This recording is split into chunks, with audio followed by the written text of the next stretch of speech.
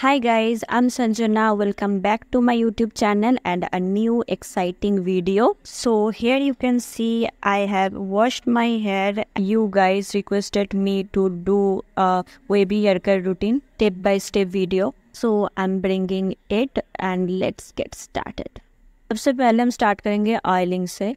Oiling करने के लिए हम सबसे पहले 2 से 3 ड्रॉप्स लेंगे और हम अपने स्कैल्प पे अच्छे से मसाज करेंगे और हाथ में जो भी बचेगा वो हम हेयर लेंथ पे अप्लाई कर देंगे। एक्स्ट्रा ऑयल्स तभी अप्लाई कीजिए जब आपके बाल बहुत ही कोर्स हो। फाइन हेयर के लिए एक्स्ट्रा ऑयल यूज़ करने की ज़रूरत नहीं है। इसके बाद हम करेंगे डिटेंगलिंग। डिटेंगलिंग के लिए वाइट टूथ कॉम्ब यूज़ करूँगी मैं इधर, क्योंकि मेरे बाल में बहुत ही नॉट टैंगल्स आ जाते हैं, इसीलिए हम वाइट टूथ कॉम्ब से नीचे से शुरू करेंगे डिटेंगलिंग और धीरे धीरे ऊपर आएंगे। और ये ऑयलिंग मैं 30 मिनट्स के लिए रख दूंगी और उसके बाद मैं क्लैरिफाइंग शैम्पू से उसे वॉश करूंगी। क्लैरिफाइंग शैम्पू का सोल पर्पस होता है हेवी ऑयल्स, डर्ट, बिल्डअप हमारे स्कैल्प से रिमूव करने के लिए। इसमें मॉइस्चराइजिंग प्रॉपर्टी ज़्यादा होती नहीं है, इसीलिए हम इसे सिर्फ स्कैल्प पे यूज़ करेंगे ताकि वो बिल्डअप एंड डर्ट सब निकल जाए। और हेयर लेंथ पे तभी यूज़ करेंगे जब हमें लगेगा कि हेयर लेंथ भी उतना ही डर्टी है, या फिर वो जो फोम होगा वो हम थोड़ा सा नीचे की तरफ ड्रैग करेंगे ताकि बालों पे से होके वो निकल जाए, तो बालों पे भी जो भी डर्ट है वो रिमूव हो जाए। तो को स्कैल्प के हर जगह उसे अप्लाई करना है और अच्छे से रिमूव करना है after 2 minutes massage. After shampooing बाल बहुत अच्छे से क्लीन हो गए हैं। अब हम करेंगे कंडीशनिंग।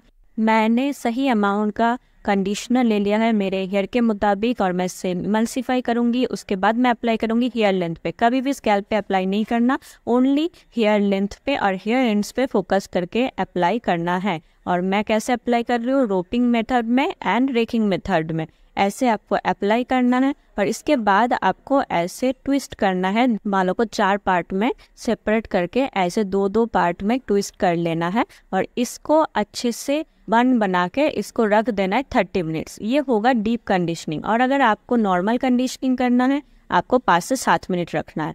उसके बाद आपको फिर से डिटेंगलिंग करना है नीचे से होके ऊपर, जैसे हम डाई डिटेंगलिंग में आफ्टर ऑयलिंग किए थे। टेंशन से ब्रश कीजिएगा तो आपको दिखेगा कि क्लम्स फॉर्म हो रहा है, इसका मतलब आपका हेयर वेवी टू कर्ली है।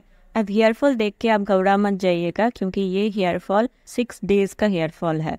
तो 6 डेज का हेयरफॉल मतलब every day 100 strands of hair, मतलब 6 डेज में 600 स्टैंड्स ऑफ हेयर, तो ये नॉर्मल है। अब बालों को पानी में भिगो के ऐसे स्क्वीज टू कंडीश करना है।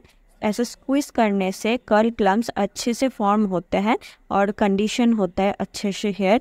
और आप देख सकते हैं क्लम्स कितने जूसी लग रहे हैं और सीवीड जैसे फील होंगे, बहुत ही सॉफ्ट और मशी टाइप। स्क्वीज करते वक्त ऐसे साउंड आना चाहिए।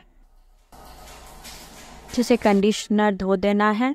अब ये परफेक्ट बेस बन चुका है स्टाइलिंग प्रोसेस के लिए। तो स्टाइलिंग के लिए मैं यूज़ करूँगी कर्ल क्रीम। सबसे पहले कर्ल क्रीम को अच्छे से इमल्सिफाई करके अप्लाई करना है बालों पे ग्लेजिंग मेथड में, फिर उसे रोपिंग मेथड में अप्लाई करना है। आप रेक भी कर सकते हैं, पर मैं उतना अच्छे से रेक नहीं करती हूँ क्योंकि कर्ल क्लम ख़राब हो जाता है। फिर मैं प्रेइंग हैंड्स मोशन में अच्छे से डिस्ट्रीब्यूट करती हूँ और इसके बाद मैं करूँगी स्क्रंच। इस रूटीन के बिगिनर्स के लिए एक टिप है कि आपको स्क्रंच करना है बहुत सारा, क्योंकि आपका कर्ल पैटर्न तो खो चुका है, तो उसे वापस आने के लिए टाइम लगेगा और उसके लिए आपको कर्ल ट्रेनिंग करना पड़ेगा। और स्क्रंच है कर्ल ट्रेनिंग का एक बहुत ही इम्पॉर्टेंट हिस्सा। तो आपको जितना हो सके स्क्रंच करना है, पर इतना भी नहीं करना और हार्शली बिल्कुल भी नहीं करना, ताकि आपका कर्ल क्लम फ्रीजी हो जाए या फिर डिस्ट्रॉय हो जाए। इसके बाद हम अप्लाई करेंगे हेयर जेल। हेयर जेल तो आपको अप्लाई करना ही है टू लॉक द मॉइस्चर। आपको क्रीम और जेल तो यूज़ करना ही है इस रूटीन में, और बाकी भी इम्पॉर्टेंट है, पर क्रीम और जेल बहुत ही ज़्यादा important to lock in the moisture. हमारे बालों में जो भी मॉइस्चर है वो सब गायब हो जाता है, इसीलिए हमें इसको लॉक करना पड़ता है। ये भी सेम टू सेम क्रीम जैसे अप्लाई करती हूँ वैसे ही अप्लाई करूँगी। और ऐसे देखिए, मैं इस टाइम पे स्क्रंच ऐसे नहीं कर रही हूँ, ऐसे कर रही हूँ। मैं पल्स, स्क्रंच एंड पल्स नहीं कर रही, मैं सिर्फ स्क्रंच कर रही हूँ। अब देखिए, इसके बाद हम करेंगे प्लॉपिंग। प्लॉपिंग के लिए आपको एक टी शर्ट या फिर माइक्रोफाइबर टॉवल लगेगा और इसको ऐसे आपको रैप कर लेना है और इसको 5 to 7 मिनट्स छोड़ देना है। इसके बाद आप डिफ्यूज़ कर सकते हैं या फिर एयर ड्राई कर सकते हैं। मैं डिफ्यूज़ कर रही हूँ, पर मैं सबसे पहले एज अ बिगिनर जब थी तब मैं एयर ड्राई करती थी। और इसके बाद आप देख सकते हैं रिजल्ट्स। सारी दुनिया से जीत के मैं आया हूँ इधर तेरे